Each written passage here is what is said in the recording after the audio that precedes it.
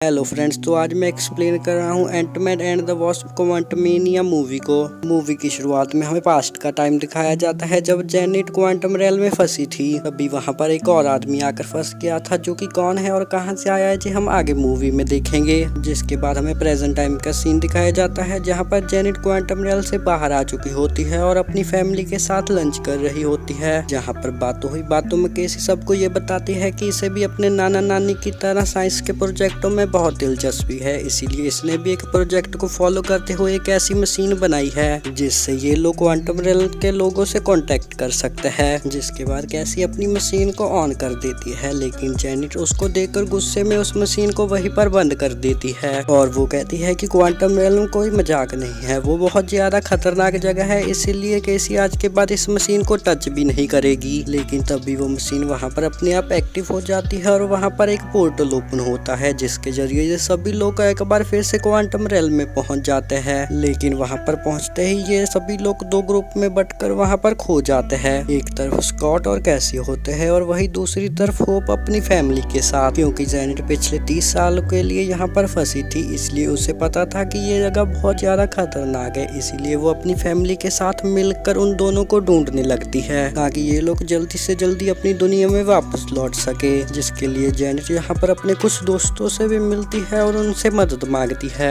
और ये अपने दोस्त से एक उड़ने वाले पक्षी को लेकर वहाँ के मेयर से मिलने के लिए पहुँचते हैं जिसका नाम कैलर होता है, ताकि वो अपनी सेना का इस्तेमाल करके जल्दी से जल्दी जेनेट की फैमिली को ढूंढ सके। जहाँ इनकी मुलाकात कैलर से तो हो जाती है, लेकिन वो इनकी मदद करने से इनकार कर देता है और बोलता है कि पिछली बार जेनेट ने जो यहाँ पर किया था उसकी वजह से बहुत लोग मारे गए, लेकिन जेनेट को इसके बारे में कुछ भी नहीं हुआ। जेनेट बिना किसी के बारे सोचे इनके बॉस की कोई कीमती चीज चुराकर वहां से भाग गई। दूसरी तरफ हैंक और वॉस्प को कुछ भी समझ में नहीं आ रहा होता, लेकिन तभी क्रैडलर वहां पर कुछ सोल्जर्स को बुला लेता है ताकि वो जेनेट को पकड़ सके। जेनेट अपने पति और बेटी से पूछती है तुम्हें मुझ पर भरोसा तो है ना। जिसके बाद वो कहती है कि अभी के लिए हमें यहाँ से निकलना होगा। जिसके बाद ये लोग उन सोल्जर्स से फाइट करते हुए किसी तरह क्रैडलर की स्पेसशिप लेकर वहां से निकल जाते हैं। वहीं दूसरी तरफ हम स्कॉट और कैसी को देखते हैं जिनको अभी तक ये समझ में नहीं आ रहा होता कि ये लोग किस जगह पर है। लेकिन तभी इन लोगों के ऊपर कुछ अलग अलग तरह के क्रीचर्स हमला करने लगते हैं जिनसे ये लोग बचने की कोशिश करते हैं। लेकिन तभी वहां पर कुछ लोग आ जाते हैं जो कि इन दोनों को आकर पकड़ लेते हैं और अपने साथ ले जाते हैं और वो सभी लोग कुछ ना कुछ बोल रहे होते हैं, लेकिन इन दोनों को तो कुछ भी समझ में नहीं आ रहा होता। लेकिन तभी वहां पर एक पिंक कलर की जेली जैसा दिखने वाला क्रीचर इन लोगों को जबरदस्ती एक लाल कलर का लिक्विड पिलाता है। जिसके बाद इन दोनों को वहाँ की सभी लैंग्वेज समझ में आने लग जाती है, क्योंकि इन दोनों से पूछ रहे होते कि आखिरकार तुम लोग हो कौन। जिसके बाद फाइनली स्कॉट और कैसी को ये समझ में आ जाता है कि ये लोग क्वांटम रेल में है और ये सभी लोग यहाँ के मूल निवासी है। तभी वहाँ पर एक शख्स जिसके पास टेलीपैथी की पावर होती है वो इन दोनों का माइंड रीड कर वहाँ पर सबको बताता है कि ये लोग जो भी है इनके लिए खतरनाक नहीं है। तभी वहाँ पर इन सबका लीडर आता है जो कि इन दोनों को बताता है कि बाहर से यहाँ पर एक आदमी आया है जिसे कि सब लोग बॉस कहते हैं, जो कि इन लोगों पर राज कर रहा है और इन सभी लोगों पर बहुत ज्यादा अत्याचार भी करता है। जिसको सुनकर कैसी को लगता है कि इसके पिता तो एक सुपर हीरो है, वो इनकी मदद कर सकते हैं। लेकिन स्कॉट उसको बताता है कि अभी के लिए हमारे पास इसके लिए वक्त नहीं है, पहले इन्हें जेनेट और बाकी सबको जल्दी से जल्दी ढूंढना है। अब यहाँ जेनेट का नाम सुनते ही जेंटारा कहती है कि तुम जेनेट के साथ ही हो, इसका मतलब कि बॉस के आदमी तुम्हें ढूंढते हुए यहाँ पर भी आते होंगे। अब ये जगह भी हम लोगों के लिए सुरक्षित नहीं है। और तभी हम देखते हैं कि वहाँ पर सच में कुछ सैनिक आ जाते हैं जो कि इन लोगों पर हमला करना शुरू कर देते हैं। वो सभी लोग उनसे बचने की बहुत कोशिश करते हैं, लेकिन लास्ट में सभी लोग पकड़े जाते हैं और इन लोगों को वहीं पर बंदी बना लिया जाता है। और बंदी बनाने वाला बॉस का करीबी आदमी मॉडॉक होता है, जो कि एक ऐसी मशीन थी जिसका की शक्ल तो इंसान जैसी थी, लेकिन उसके पास ऐसी पावर थी कि वो इलेक्ट्रॉनिक से चलने वाली सभी वस्तुओं को कंट्रोल कर सकता था। जिसके बाद मॉडॉक इन सबको अपने बॉस के पास लेकर जाता है और स्कॉट को बताता है कि कैसे उसने कैसी की मशीन से मेरे सिग्नल से उन लोग सबको यहाँ पर खींच लिया। और वही अब हम दूसरी तरफ वॉस्प और हैंक को देखते हैं, जो कि जेनेट से पूछते हैं कि ये सब कुछ क्या चल रहा है और उसने अभी तक इस लोगों को क्या नहीं बताया। जिस पर जेनेट बताना शुरू करती है कि जब वो क्वांटम रेल में फंसी थी तो इसे एक और आदमी मिला था जिसने बताया कि वो भी उसी की तरह एक साइंटिस्ट है जो कि यहाँ पर गलती से आ गया है। उस शख्स का नाम कैंग था, उसके पास एक स्पेसशिप भी थी एक ऐसी स्पेसशिप जो कि मल्टीवर्स में ट्रेवल कर सकती थी, लेकिन उसकी स्पेसशिप डिस्चार्ज हो चुकी थी जिसकी वजह से वो ट्रेवल नहीं कर सकता था, जिसकी वजह से अब वो भी इस क्वांटम रेल्म में फंस चुका था। क्योंकि अब जेनेट को भी यहाँ से बाहर निकलना था, इसलिए धीरे धीरे ये दोनों दोस्त बन जाते हैं। जिसके बाद ये दोनों मिलकर इस स्पेसशिप के पिम पार्टिकल को बनाने में लग गए थे ताकि ये स्पेसशिप ऑन हो और ये दोनों यहाँ से बाहर निकल सके। जहाँ पर इतनी ज्यादा मेहनत करने के बाद आखिरकार जेनेट ने वो पिम पार्टिकल तैयार भी कर लिया था, लेकिन जैसे ही वो पिम पार्टिकल को कैंग की शिप में लगाने के लिए कैंग की शिप को टच करती है, उसे दिखाई देता है कि कैंग उसे झूठ बोल रहा है। वो कोई साइंटिस्ट नहीं है, वो एक टाइम ट्रेवलर है जो कि हर यूनिवर्स में जाकर बस वहाँ पर तबाही ही मचाता है। ये देखकर अब जेनेट पिम पार्टिकल को कैंग को देने से मना कर देती है, जिस पर कैंग उसे काफी समझाने की कोशिश करता है कि भले ही उसकी ख्वाहिश पूरी यूनिवर्स पर कॉन्कर करने की है, पर क्योंकि इतना टाइम तक साथ रहने की वजह से इसके इमोशंस जेनेट के साथ जुड़ गए हैं, इसलिए ये प्रॉमिस करता है कि ये उसके यूनिवर्स को कुछ भी नहीं करेगा। वो तो समय रक्षकों ने कैंग को सजा के लिए यहाँ पर कैद कर दिया था, पर अब जबकि जेनेट ने इसकी स्पेसशिप को सही कर दिया है, अब ये फाइनली यहाँ से आजाद हो सकता है और अब ये अपने मकसद को पूरा भी कर लेगा। ये सब सुनने के बाद जेनेट को ये एहसास होता है कि ये पूरे मल्टीवर्स के लिए एक बहुत बड़ा खतरा है, जिसके बाद जेनेट अपनी जान की परवाह किए बिना उस पिम पार्टिकल को इस क्वांटम रेल्म के पोर्टल वाले हिस्से में फेंक देती है जहाँ पर कि कैंग नहीं जा सकता। उसी समय गुस्से में कैंग ने काफी सारे लोगों की जान ले ली थी और इसी के बीच में कैंग और स्कॉट आकर जेनेट को वहाँ से ले गए थे,